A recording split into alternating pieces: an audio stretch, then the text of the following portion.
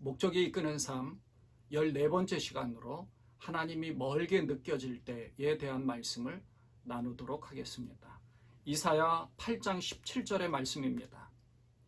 이제 야곱 집에 대하여 낯을 가리우시는 여호와를 나는 기다리며 그를 바라보리라. 아멘.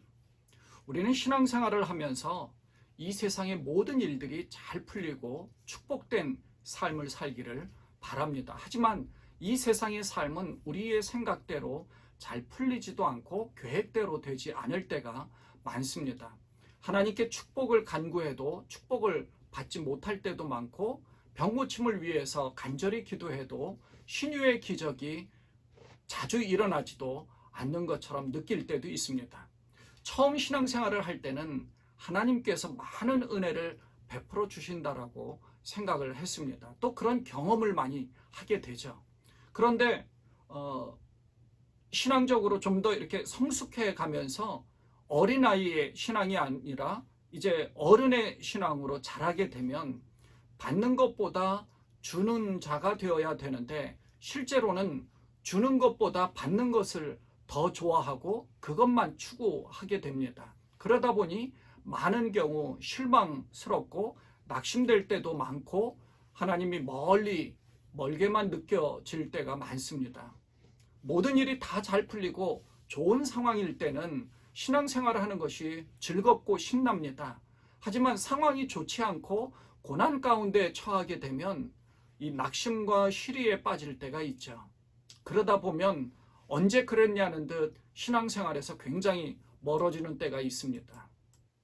오늘 목적이 이끄는 삶의 주제는 하나님이 멀게 느껴질 때입니다.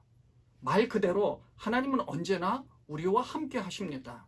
히브리서 13장 5절 말씀에는 내가 과연 너희를 버리지 아니하고 과연 너희를 떠나지 아니하리라, 이렇게 말씀하고 있습니다.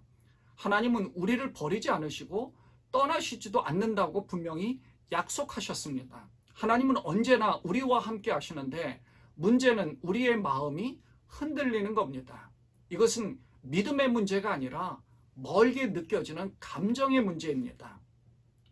가장 깊은 경지의 예배는 고통 속에서도 하나님을 예배하고 시련 속에서도 하나님께 감사하며 시험을 당할 때에도 하나님을 신뢰하고 어려움 속에서도 하나님께 삶을 내어드리며 그분이 멀게 느껴질 때에도 하나님을 사랑하는 것이다 라고 말하고 있죠.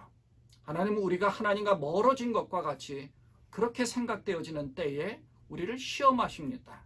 그래서 하나님과의 관계가 보다 더 성숙한 신앙인의 모습으로 깊이 있는 관계가 되도록 하나님이 원하신다는 것입니다. 하나님 마음에 합한 다윗도 시편을 보면 하나님이 멀리 계시다고 하나님 앞에 탄원한 적도 많이 있습니다. 시편 1절 말씀에 보면 여호와여 어찌하여 멀리 서시며 어찌하여 환난 때에 숨으시나이까. 22편 1절에 보면 내 하나님이여 내 하나님이여 어찌 나를 버리셨나이까. 어찌 나를 멀리하여 돕지 아니하옵시며 내 신음하는 소리를 듣지 아니하시나이까. 43편 2절에 보면 어찌하여 나를 버리셨나이까, 이렇게 기록하고 있죠. 예수님이 십자가상에서도 이 말씀을 하셨죠. 나의 하나님 어찌하여 나를 버리셨나이까. 엘리 엘리 라마 사박다니 하고 하나님께 외치고 부르짖었습니다. 또 욥이 아주 비참한 그 고난 가운데 하나님 앞에 부르짖습니다. 그런데 하나님은 아무 말씀도 하지 않으셨죠. 그리고 멀리 있는 것처럼 느껴져서 이 욥기는 이렇게 고백하기도 합니다. 23편 욥기에서 23장 8절에서 10절 말씀에 보면 그런데 내가 앞으로 가도 그가 아니 계시고 뒤로 가도 보이지 아니하며 그가 왼편에서 일하시나 내가 만날 수 없고 그가 오른편으로 돌이키시나 배울 수 없구나.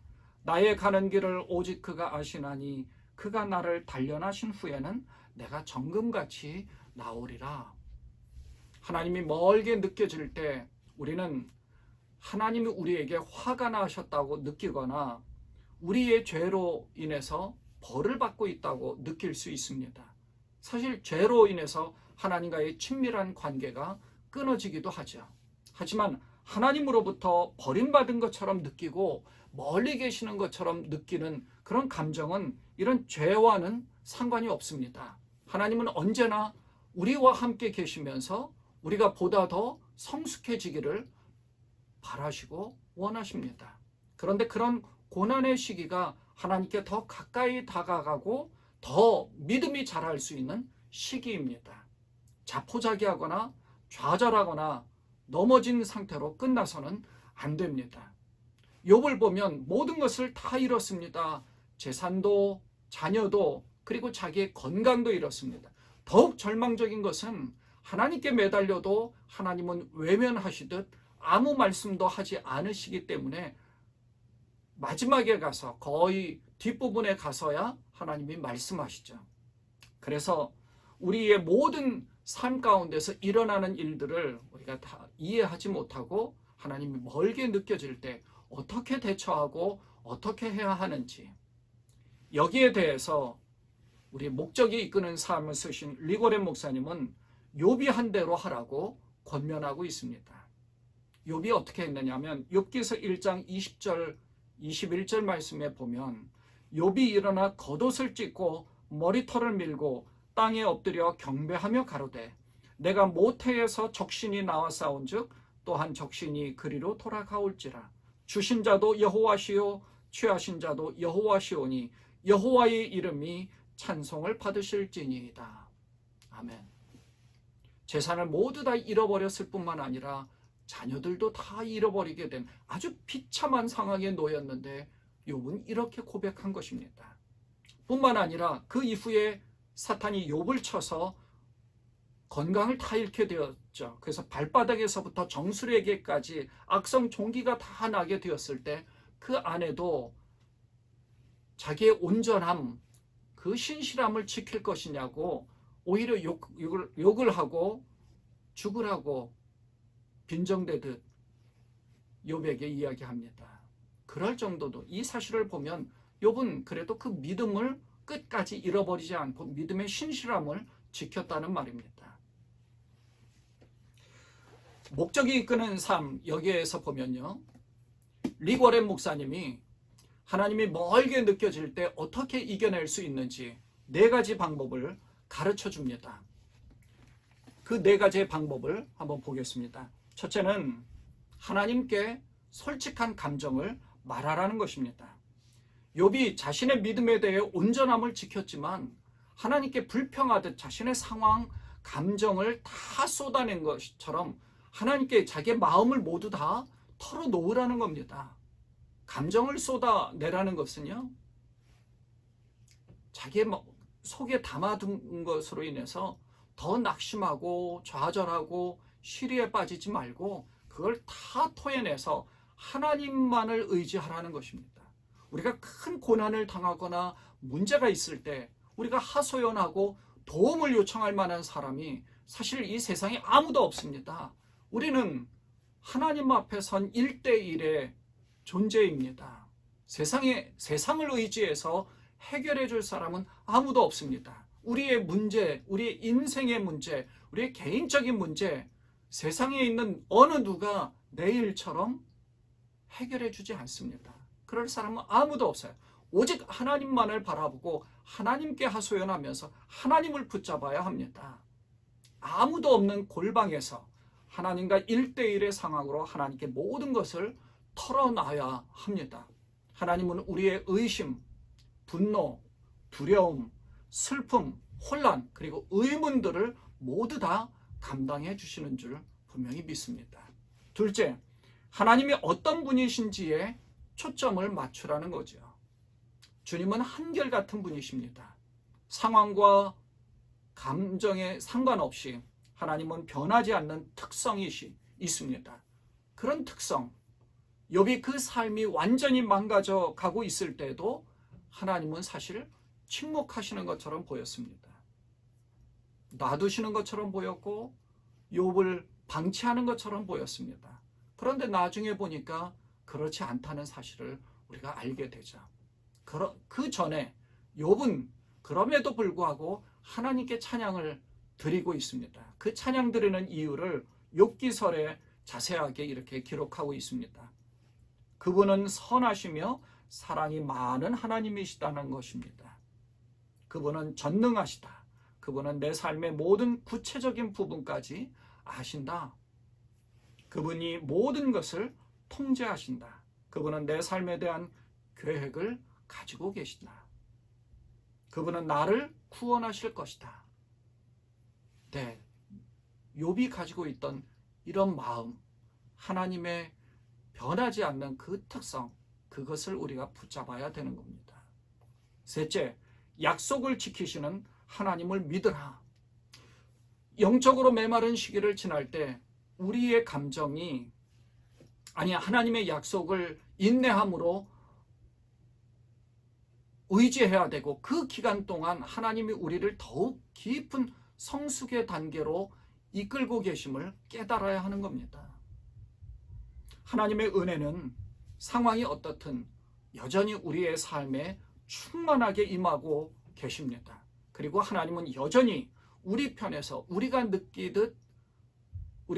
느끼든지 못 느끼든지 상관하지 않습니다. 항상 우리와 함께 계십니다.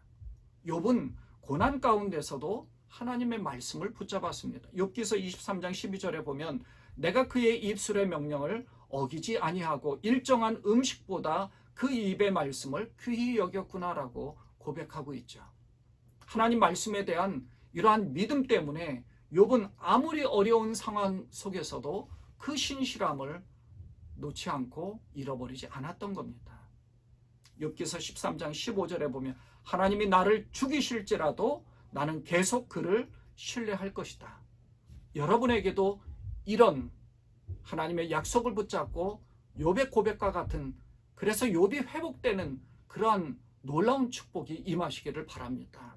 넷째, 하나님은 이미 우리를 위해 하신 일들을 기억하라는 겁니다.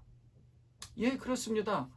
욥의 고백처럼 모든 것을 다 잃고 하나님이 아무런 응답을 해주시지 않는 것처럼 느낀다 하더라도 하나님은 여전히 우리와 함께 해주실 뿐만 아니라 예수님께서 우리의 모든 죄를 다 담당하시고 십자가에서 죽으셨다는 사실, 그 하나만으로 우리는 하나님께 찬양하고 예배하고 그리고 하나님 앞에 영광 돌리기에 합당하다는 것입니다.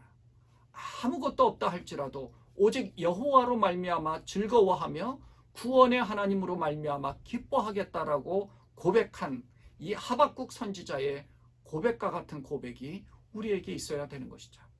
우리는 예수님이 우리를 위해 행해 주신 그 사실 하나만으로도 주님을 찬양할 수 있습니다. 십자가의 그 처참한 죽을 만큼 채찍질을 당하고 가시면류관을 쓰시고 수많은 사람들 앞에서 조롱당하시고 심지어 어떤 사람은 침을 뱉기까지 하고요.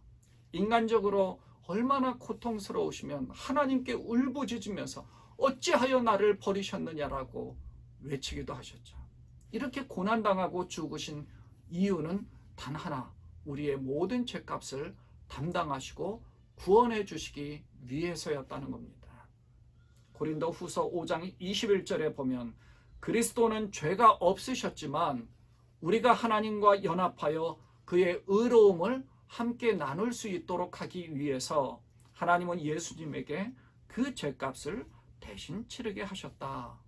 이렇게 기록하고 있습니다. 이 사실 하나만으로도 우리는 하나님께 감사하고 찬양하며 예배해야 합니다. 하나님은 멀리 계시지 않습니다. 언제나 우리와 함께 계십니다. 예수님도 이렇게 말씀하셨습니다. 보라, 내가 세상 끝날까지 너희와 항상 함께 있으리라. 아멘. 주님이 우리와 여러분과 저와 항상 함께 계십니다.